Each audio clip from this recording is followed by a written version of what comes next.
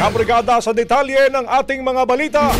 Impeachment trial laban kay VP Sara posibleng hindi matuloy ayon yan kay SP Chis Escudero. Brigadaan Cortez, ibrigada mo! Brigada! Live report!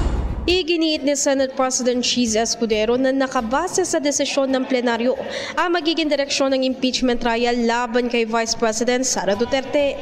Kung kaya theoretically inamin ng senador na may posibilidad na hindi na nga ito matuloy kung mapagplanuhan na mayorya ng senador na hindi nalitisin ng Vice Presidente. Pero ayon kay Escudero, duda siya na mababasura ang impeachment trial.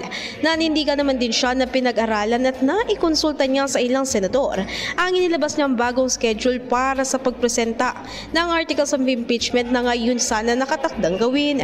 Sa ngayon, hindi pa matiyak ng senador kung anong magiging direksyon ng impeachment pagtapak ng 20th Congress. Samantala, minungkahi niya sa ilan ng pag-ahin na lang ng kaso sa korte kung naniniwala raw ang ito na may ginawa siyang paglabag sa konstitusyon. In the heart of changing lives, ako si Brigada Ann Cortez ng 105.1 Brigada News FM Manila, The Music News Authority.